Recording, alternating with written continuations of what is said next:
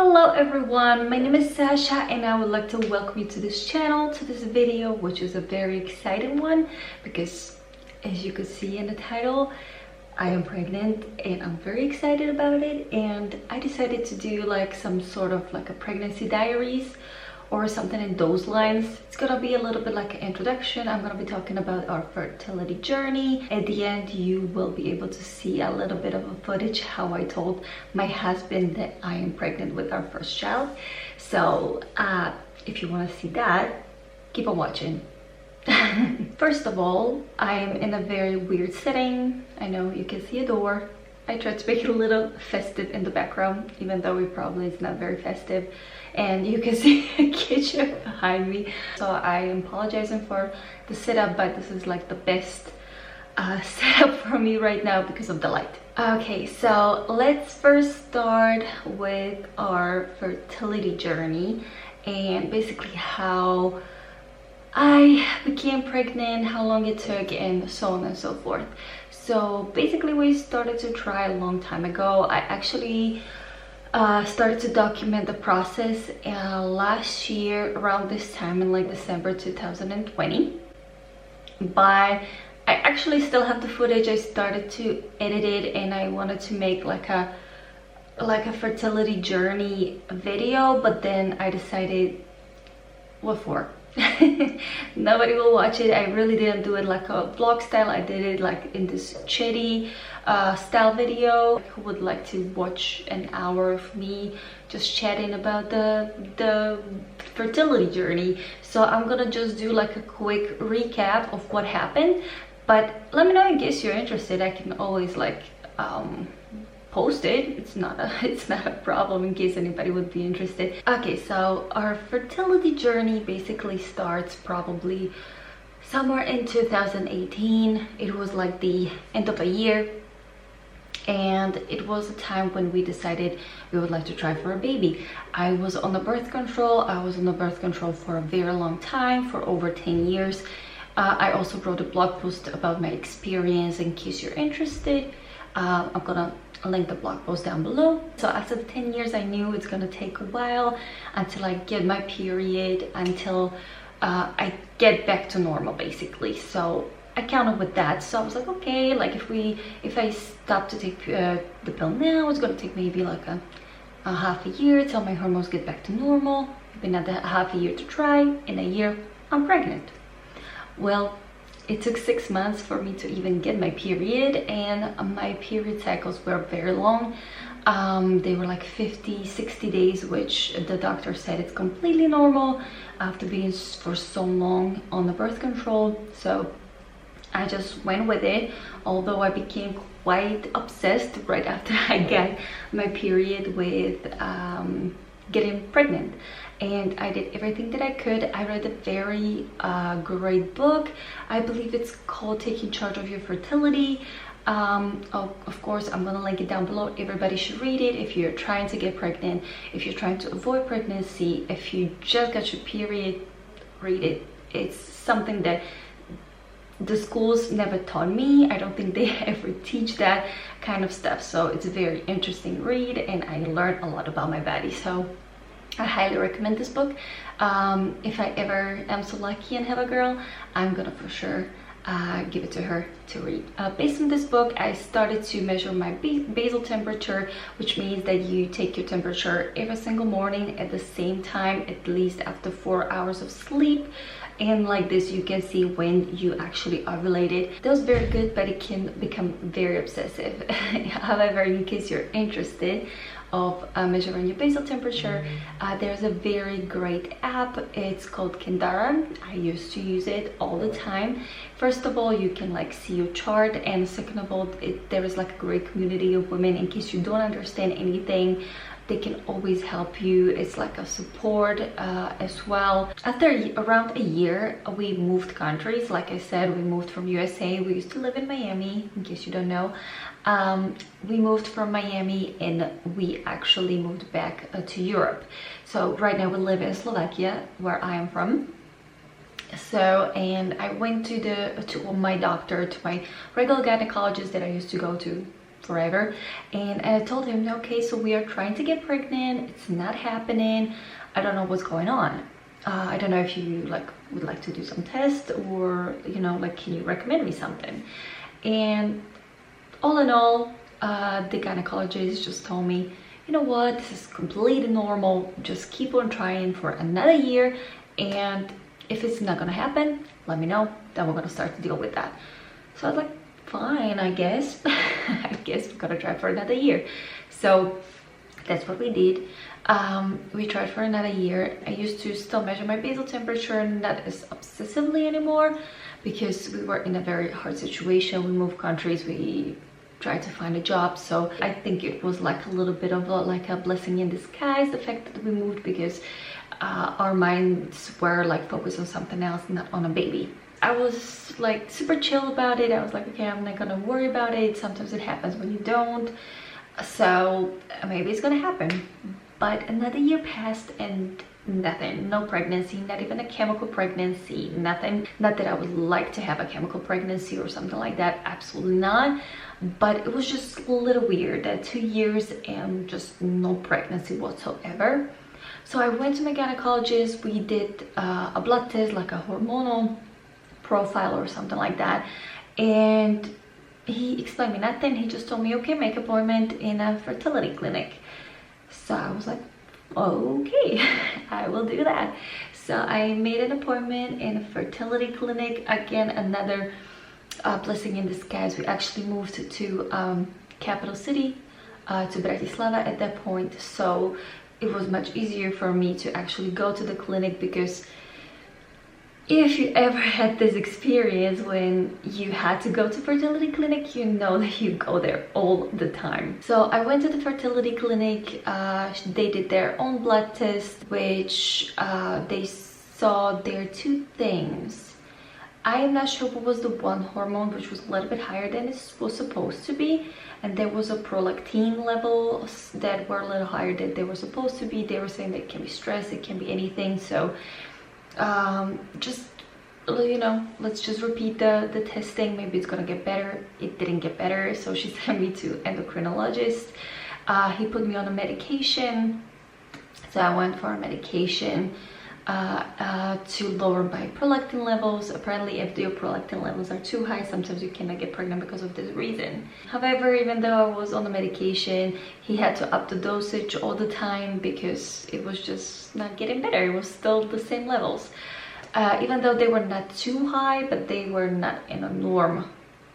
But the medication just didn't work, and it made me very sleepy. I hated the thing. Since my levels were not going down, I also went for MRI of my brain just to see if I don't have any adenoma or something like that. It's basically like a little tumor in your head that can like be pressing on like certain parts of your brain, and that's why the prolactin is higher than it should be.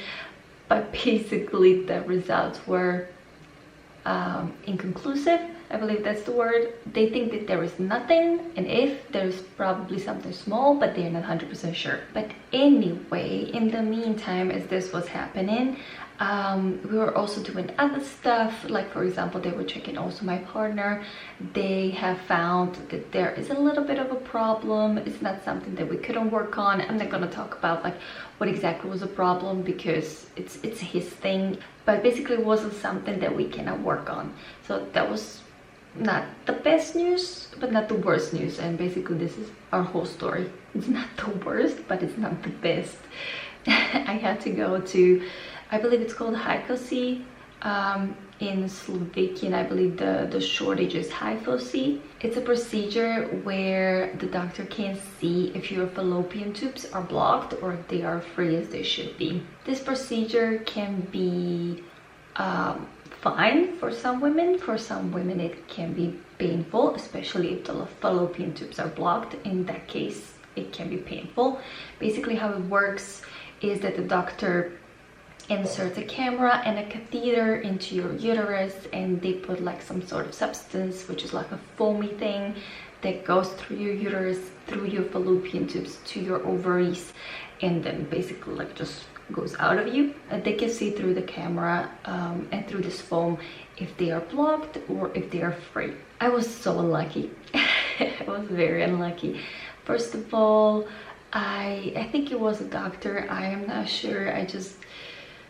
I heard that this doctor, I'm not gonna say the name of course, but I heard that this doctor is very great in his field, but this one, like this procedure, was not his forte, not at all.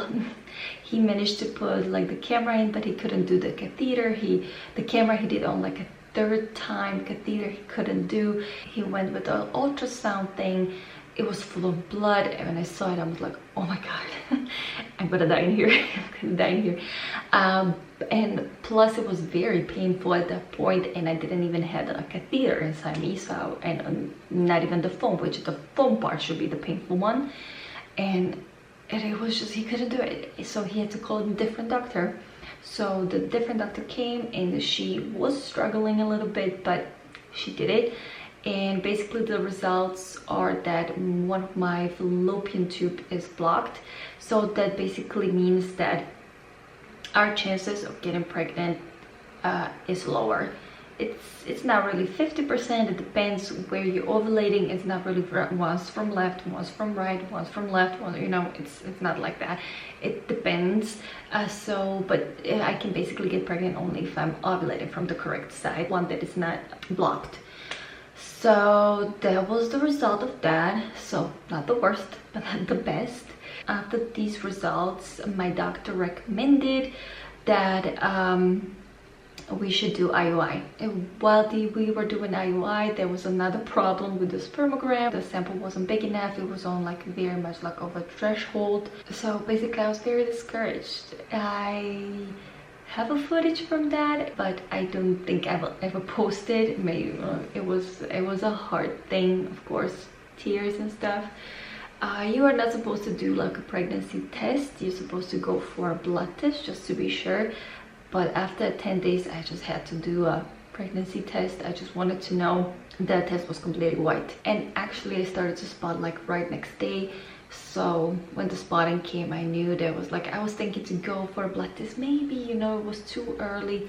But after spotting, I was like, yeah, okay, this is not happening. It didn't happen. I'm not pregnant. So I didn't even go for the blood test. Actually, we started to do a second round of IUI. My eggs just didn't want to mature for some reason. Like they didn't change, like the size of them, they didn't change at all.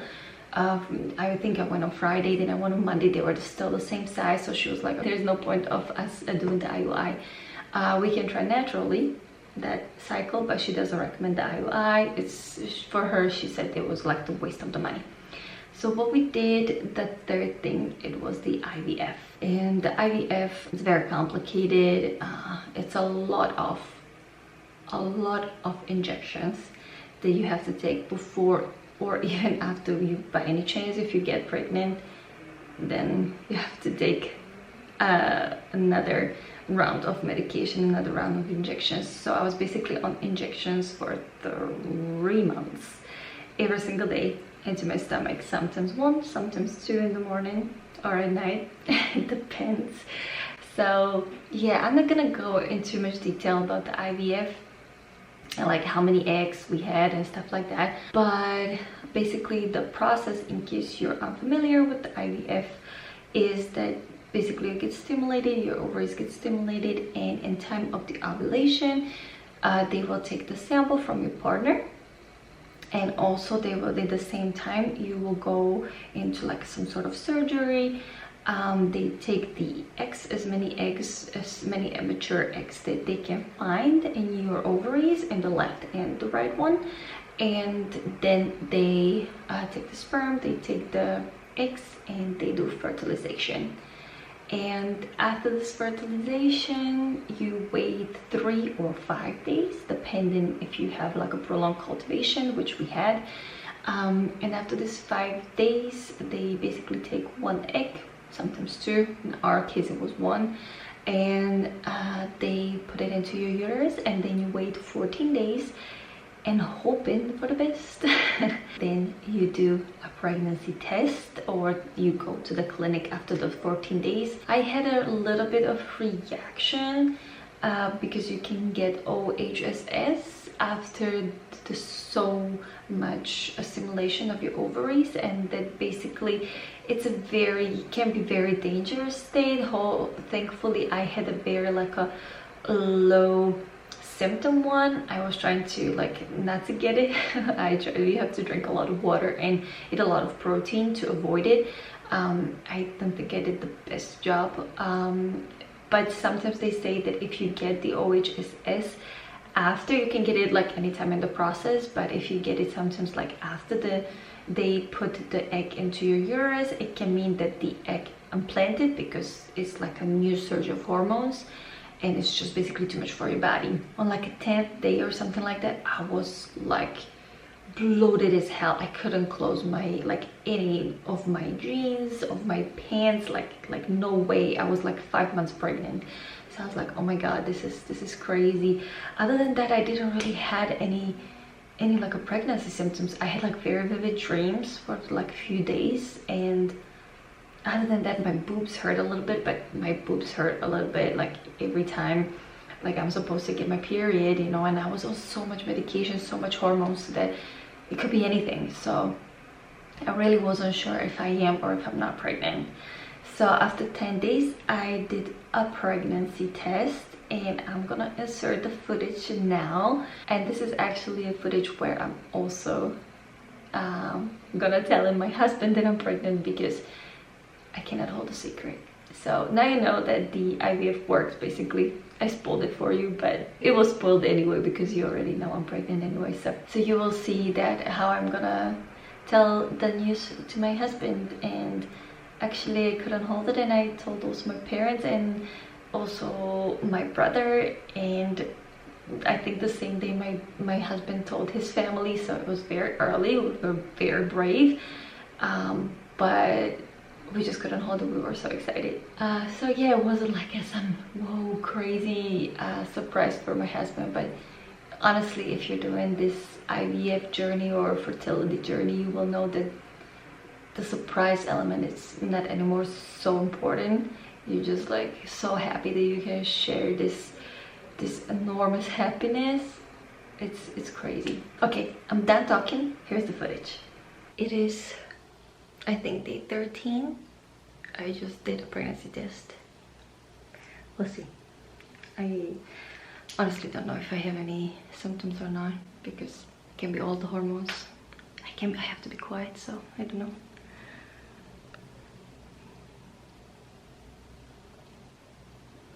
I don't know. It looks maybe.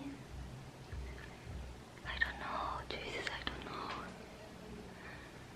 I'm gonna wait a little bit longer.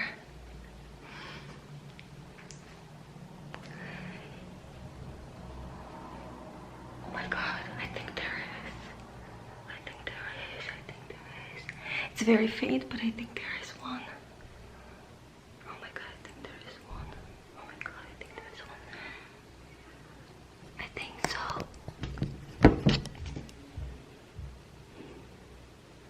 It's very faint. Still can be very early, but it's not completely white.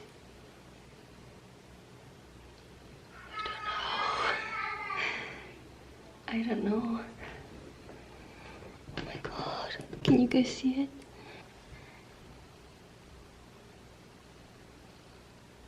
Oh my god, it is there, right?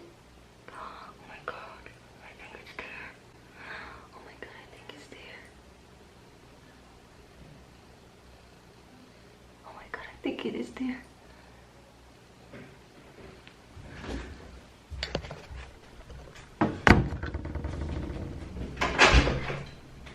Maori, come here, please.